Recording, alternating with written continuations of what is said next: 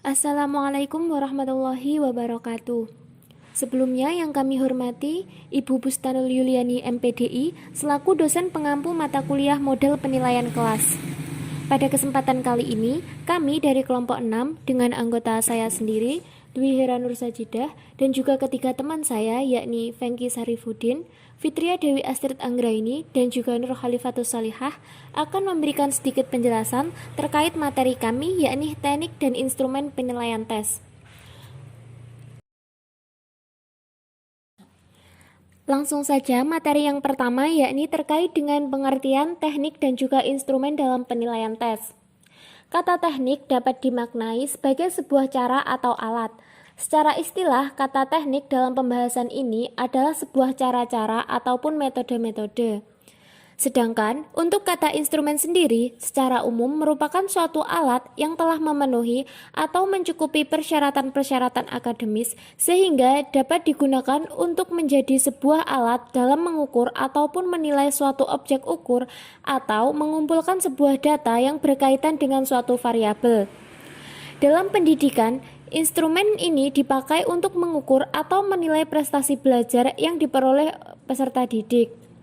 Untuk penilaian atau juga bisa disebut dengan asesmen merupakan sebuah aktivitas yang sangat penting dalam sebuah pembelajaran untuk mengetahui serta mengukur sampai di mana tingkat perkembangan yang telah dicapai oleh peserta didik.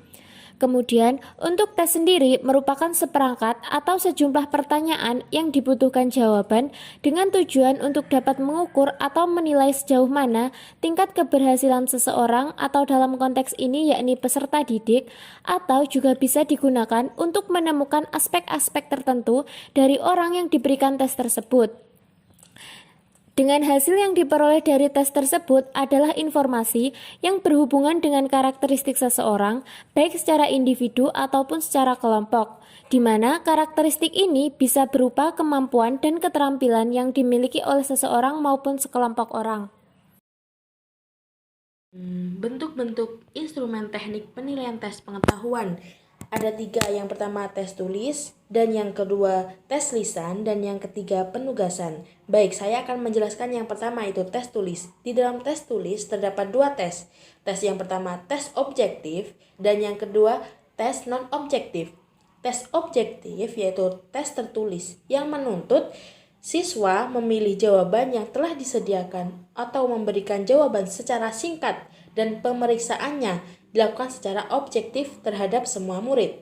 Adapun bentuk-bentuk dari tes objektif, yang pertama pilihan ganda, yang kedua pilihan benar atau salah, yang ketiga menjodohkan, dan yang keempat isian singkat.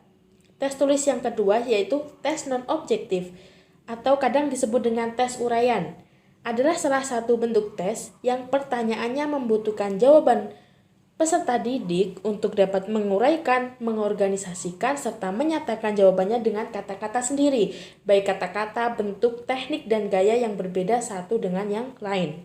Adapun dari tes non-objektif ada 2 jenis, yang pertama uraian terbatas dan yang kedua uraian bebas.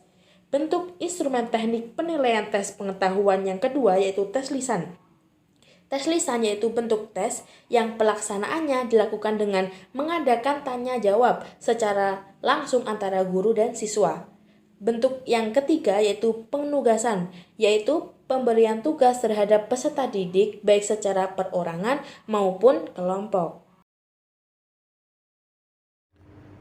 Selanjutnya yaitu bentuk instrumen teknik penilaian tes keterampilan. Yang pertama penilaian kerja, yaitu penilaian terhadap proses perolehan penerapan pengetahuan serta keterampilan dengan melalui proses pembelajaran yang dapat menunjukkan kemampuan peserta didik dalam proses dan produk.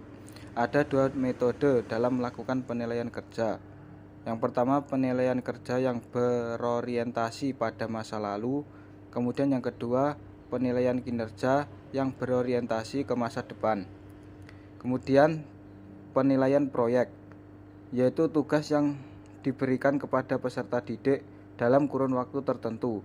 Peserta didik dapat melakukan penelitian dengan melalui pengumpulan, pengorganisasian, dan analisis data, serta pelaporan hasil kerjanya. Penilaian proyek dilaksanakan terhadap persiapan, pelaksanaan, dan hasil. Kemudian penilaian produk, yaitu penilaian yang meminta peserta didik untuk dapat menghasilkan suatu hasil karya. Penilaian produk dilakukan terhadap persiapan, pelaksanaan atau proses pembuatan, dan hasil. Kemudian penilaian portofolio, yaitu penilaian dari dokumen dan karya-karya peserta didik dalam bidang tertentu yang diorganisasikan untuk mengetahui minat, perkembangan prestasi, serta kreativitas peserta didik. Penilaian ini cocok untuk mengetahui perkembangan unjuk kerja peserta didik dengan menilai bersama karya-karya atau tugas-tugas yang dikerjakannya. Kemudian kita akan membahas tentang fungsi masing-masing bentuk instrumen tes. Tes memiliki fungsi serta kegunaan yang banyak. Adapun menurut Suharsimi Arikunto yang ditulis dalam bukunya Dasar-Dasar Evaluasi Pendidikan, beliau menyebutkan bahwa di dalam fungsi tes ini terdapat 3 hal yang penting, yaitu fungsi tes untuk kelas, fungsi tes untuk bimbingan, serta fungsi tes untuk administrasi. Yang pertama yaitu fungsi tes terhadap kelas. Adapun fungsi tes terhadap kelas ini yaitu A. Untuk mengadakan sebuah diagnosis atau pemeriksaan terhadap kesulitan yang dihadapi oleh siswa. Yang B. Untuk membagi atau mengelompokkan siswa dalam kelas saat penggunaan metode belajar kelompok. Yang C. Untuk merencanakan sebuah kegiatan belajar mengajar untuk peserta didik yang dilakukan secara perseorangan atau bimbingan khusus. Yang D yaitu untuk menentukan sampai tingkat atau level mana hasil yang dicapai oleh setiap peserta didik. Kemudian yang kedua yaitu fungsi tes untuk sarana bimbingan. Adapun tes ini untuk sarana bimbingan yaitu yang A berfungsi untuk membantu siswa dalam menentukan sebuah pilihan. Yang B berfungsi untuk menemukan atau menentukan arah dan topik pembicaraan dengan wali murid tentang anak-anak mereka.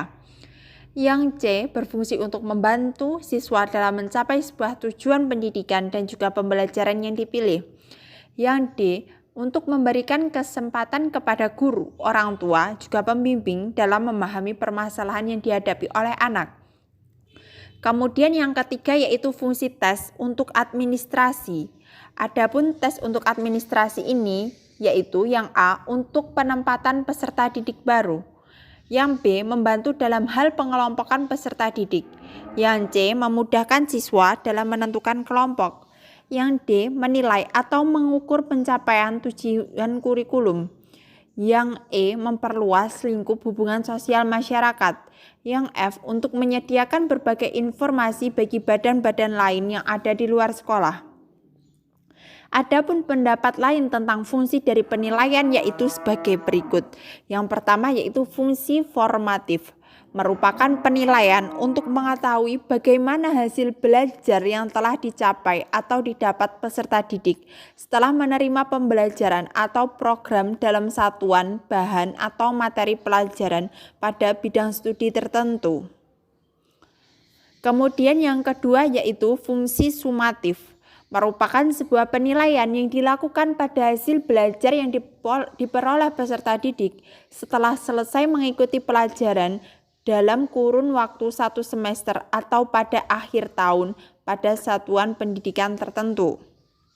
Kemudian yang ketiga yaitu fungsi diagnostik, merupakan sebuah penilaian yang digunakan terhadap sebuah hasil penganalisisan tentang bagaimana keadaan belajar peserta didik yang mengalami hambatan atau kesulitan dalam pelaksanaan proses belajar mengajar.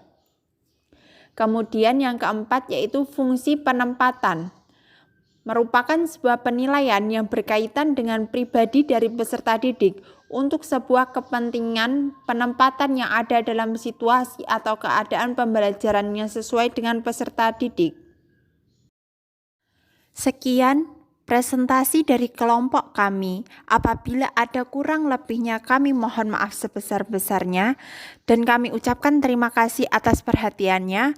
Wassalamualaikum warahmatullahi wabarakatuh.